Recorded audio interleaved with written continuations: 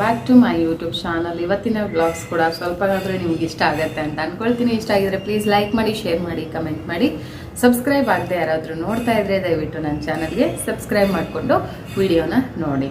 ಒಂದಷ್ಟು ರೆಸಿಪಿಗಳನ್ನ ಶೇರ್ ಮಾಡಿದ್ದೀನಿ, ಇನ್ಫಾರ್ಮೇಟಿವ್ ಆಗಿರುತ್ತೆ ಅಂತ ನಾನು ಅನ್ಕೊಳ್ತೀನಿ. ಸೊ ಬನ್ನಿ ಈಗ ವಿಡಿಯೋನ ನೋಡ್ಕೊಂಬನ್ನಿ.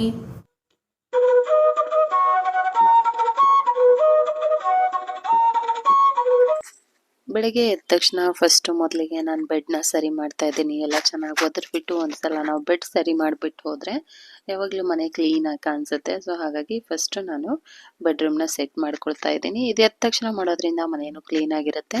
ಅದಾದ ನಂತರ ನನ್ನ ಎಕ್ಸಸೈಸ್ ರುಟೀನ್, ನನ್ನ ವೆಯ್ಟ್ ಲಾಸ್ ಜರ್ನಿ ಹಾಗೆ ಕಂಟಿನ್ಯೂ ಆಗುತ್ತೆ. ಅಂದರೆ ಅದೊಂದು ಹ್ಯಾಬಿಟ್ ಥರ ಆಗೋಗಿದೆ. ಸೊ ಎದ್ದು ಸ್ವಲ್ಪ ಎಕ್ಸಸೈಸ್ ಮಾಡೋದು, ಬಿಸಿನೀರು ಕುಡಿಯೋದು ಅಥವಾ ವೆಯ್ಟ್ ಲಾಸ್ ಡ್ರಿಂಕ್ ಕುಡಿಯೋದು, ಇದೆಲ್ಲ ನನಗೊಂದು ರುಟೀನ್ ಥರ ಎವ್ರಿಡೇ ನಾನು ಫಾಲೋ ಮಾಡ್ತಾನೆ ಇದ್ದೀನಿ.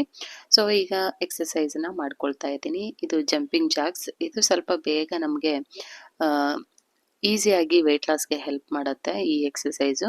ಅದಾದ ನಂತರ ವೆಯ್ಟ್ ಲಾಸ್ ಡ್ರಿಂಕ್. ಇದು ನನಗೆ ತುಂಬಾ ಯೂಸ್ಫುಲ್ ಆಗಿದೆ ಈ ವೆಯ್ಟ್ ಲಾಸ್ ಡ್ರಿಂಕು.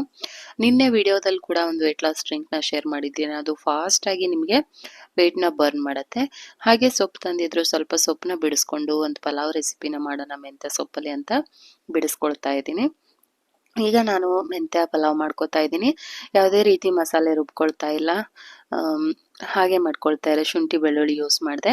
ಸ್ವಲ್ಪ ಆಯಿಲ್ ಹಾಕ್ಕೊಂಡು ಸ್ಪೈಸಸ್ಗಳನ್ನು ಹಾಕ್ಕೊಂಡು ಒಂದು ಈರುಳ್ಳಿ ಮತ್ತು ಕರಿಬೇವನ್ನು ಹಾಕ್ಕೊಂಡು ಚೆನ್ನಾಗಿ ಬಾಡಿಸ್ಕೊಳ್ತಾ ಇದ್ದೀನಿ. ನಿಮಗೆ ಸೇಮ್ ಹೋಟ್ಲಲ್ಲಿ ಹೇಗಿರುತ್ತೋ ಹಾಗೆ ಬರುತ್ತಿದ್ದು.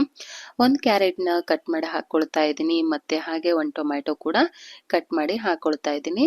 ಒಂದು ಕಟ್ ಅಷ್ಟು ಮೆಂತ್ಯ ಸೊಪ್ಪನ್ನ ಚೆನ್ನಾಗಿ ತೊಳೆದು ಸಣ್ಣ ಕಟ್ ಮಾಡಿ ಹಾಕ್ಕೊಳ್ತಾ ಇದ್ದೀನಿ. ಮೆಂತ್ಯ ಸೊಪ್ಪು ಕಹಿ ಆಗುತ್ತೆ.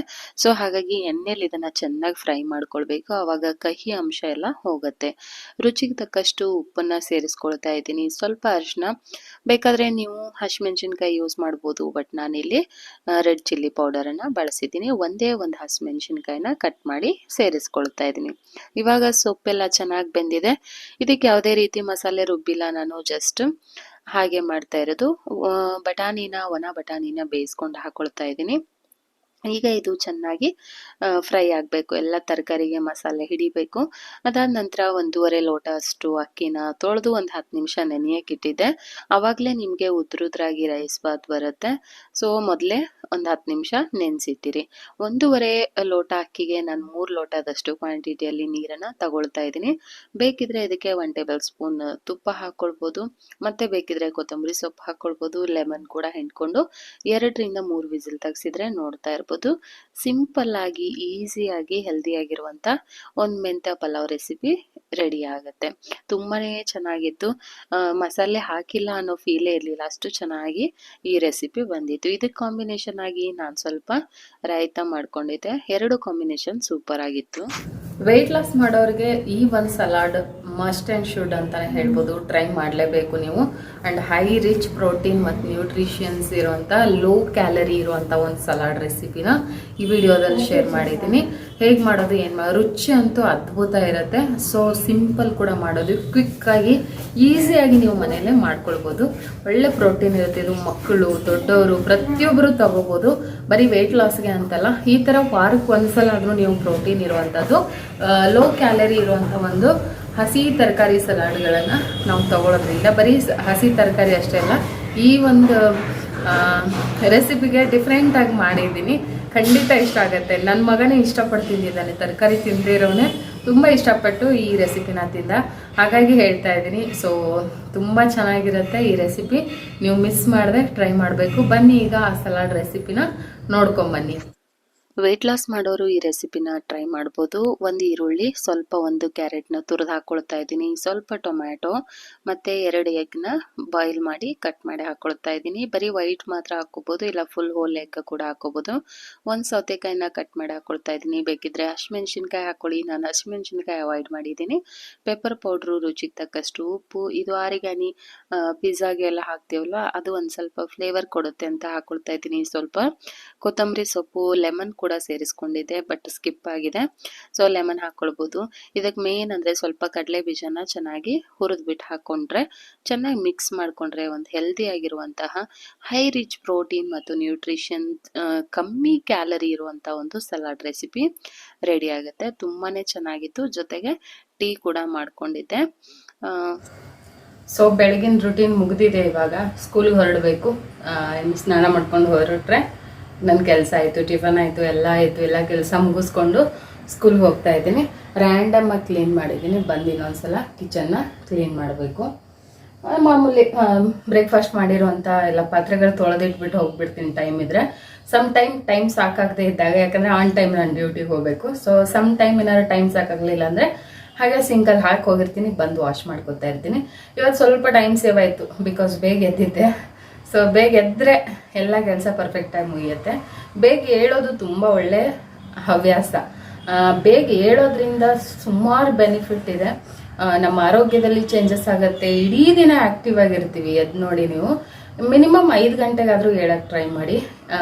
ಅರ್ಥ ಆಗುತ್ತೆ, ಈಗ ವೆದರು ಚಳಿ ಇದೆ, ಮಳೆ ಆಗ್ತಾ ಇದೆ. ಸೊ ಹೇಳಕ್ಕೆ ಸ್ವಲ್ಪ ಹಿಂಸೆ ಅನಿಸುತ್ತೆ, ಆದರೆ ಹೇಳಲೇಬೇಕು. ನಾವು ಎದ್ರೆ ಮಾತ್ರ ನಮಗೆ ಇಡೀ ದಿನದ ಒಂದು ಆ್ಯಕ್ಟಿವ್ನೆಸ್ ಬಂದ್ಬಿಡುತ್ತೆ. ಕೆಲಸಗಳು ಬೇಗ ಆಗುತ್ತೆ. ಆರಾಮಾಗಿ ಕಾಮಾಗಿ ಹೋಗ್ಬೋದು. ಕೆಲ್ಸಕ್ಕೆ ಹೋಗೋರಾಗಿರ್ಬೋದು. ಹೌಸ್ ವೈಫ್ ಆದರೆ ಸ್ವಲ್ಪ ಹೆಚ್ಚು ಕಡಿಮೆ ಆ ಕಡೆ ಈ ಕಡೆ ಆದರೂ ನಡೆಯುತ್ತೆ. ಕೆಲ್ಸಕ್ಕೆ ಹೋಗೋರು ಮಾತ್ರ ಒಂದು ಟೈಮ್ ಅಂತ ರುಟೀನ್ ಮಾಡ್ಕೊಳ್ಳಿ. ಆ ಟೈಮ್ಗೆ ಎದ್ದು ಬಿಡಬೇಕು. ನನಗೆ 5 ಗಂಟೆ 4:15 ಹಿಂಗೆ ಎಚ್ಚರ ಆಗ್ಬಿಡುತ್ತೆ. ಸೊ ಆ ಕಡೆ ಈ ಕಡೆ ಎದ್ದು ಮಾಡೋ ಅಷ್ಟರಲ್ಲಿ ಎಲ್ಲ 5 ಗಂಟೆ ಆಗುತ್ತೆ. 5 ಗಂಟೆಯಿಂದ ನನ್ನ ರುಟೀನ್ ಸ್ಟಾರ್ಟ್ ಆದರೆ ಈಗ 8:15 ಟೈಮ್. 8:15 ಅಷ್ಟರಲ್ಲಿ ಎಲ್ಲವೂ ಮುಗ್ದಿರುತ್ತೆ. ಸ್ನಾನ ಮಾಡ್ಕೊಂಡು ರೆಡಿಯಾಗಿ ಹೋಗೋದಷ್ಟೇ ಕೆಲಸ ಇರುತ್ತೆ. ಸೊ ಈಗ ನಾನು ಸ್ನಾನ ಮಾಡಿಕೊಂಡು ಸ್ವಲ್ಪ ಬ್ರೇಕ್ಫಾಸ್ಟ್ ತಿಂದೆ. ಪಲಾವ್ ಮಾಡಿದ್ದೆ, ಮೆಂತ್ಯ ಪಲಾವು. ಬ್ರೇಕ್ಫಾಸ್ಟ್ ತಿಂದು ಇವಾಗ ಸ್ವಲ್ಪ ಗಂಜಿ ಕುಡಿಯೋಣ ಅಂತ. ಎವ್ರಿ ಡೇ ನಮ್ಮ ಮನೇಲಿ ಗಂಜಿ ಇರುತ್ತೆ, ಗಂಜಿ ಕುಡಿಯೋಣ.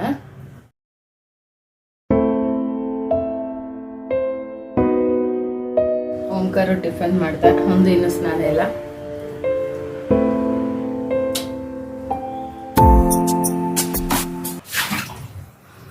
ಗ್ಲಾಸ್ ವಸ್ತುಗಳು ಏನಾದರೂ ಇದ್ದಾಗ ನಾನು ಅವಾಗಲೇ ತೊಳೆದು ಬಿಡ್ತೀನಿ.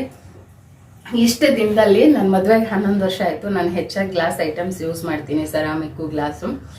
ಒಂದೇ ಒಂದು ಗ್ಲಾಸ್ ಒಡೆದಾಕಿರೋದು ನಾನು. ಅಷ್ಟು ನೀಟಾಗಿ ಮೇಂಟೈನ್ ಮಾಡ್ತೀನಿ. 10-11 ವರ್ಷದಿಂದ ಇರೋದಿವೆಲ್ಲ ನಮ್ಮ ಮನೇಲಿ. ನಾನು ಸ್ಕೂಲಿಗೆ ಹೊರಡೋ ಸಮಯ, ಸ್ಕೂಲ್ಗೆ ಹೋಗಿ ಬಂದು ಮತ್ತೆ ಕಂಟಿನ್ಯೂ ಆಗುತ್ತೆ ನನ್ನ ರೂಟೀನು. ಸರಿ, ಈಗ ನಾನು ಸ್ಕೂಲ್ಗೆ ಹೋಗ್ಬಿಟ್ಟು ಬಂದು ಮತ್ತೆ ವ್ಲಾಗ್ನ ಕಂಟಿನ್ಯೂ ಮಾಡ್ತೀನಿ.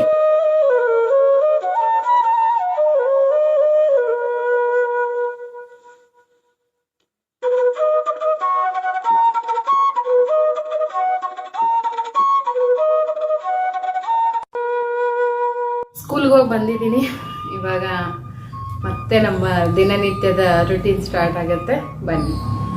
ನಮ್ಮ ಮನೆಯಲ್ಲಿ ನನಗೆ, ನಮ್ಮ ಹಸ್ಬೆಂಡ್ಗೆ ತುಂಬಾ ಫೇವ್ರೇಟ್ ಬೀಟ್ರೂಟ್ ಪಲ್ಯ. ಬಟ್ ನನ್ನ ಮಗ ಬೀಟ್ರೂಟ್ ತಿನ್ನೋದೇ ಇಲ್ಲ. ಹಾಗಾಗಿ ಬೀಟ್ರೂಟನ್ನು ಬಳಸ್ಕೊಂಡು ಇವತ್ತೊಂದು ಅಪ್ಪಮ್ ರೆಸಿಪಿನ ಮಾಡ್ತಾಯಿದ್ದೀನಿ. ಅದು ಯಾವ ಥರ ಅಪ್ಪಮ್ಮು, ಹೇಗೆ ಮಾಡೋದು ಅಂಥೇಳಿ ತುಂಬ ಹೆಲ್ದಿ ರೆಸಿಪಿ. ಸ್ನ್ಯಾಕ್ಸ್ ಥರ ನೀವು ಇದನ್ನು ಮಕ್ಕಳಿಗೆ ಮಾಡಿಕೊಡ್ಬೋದು.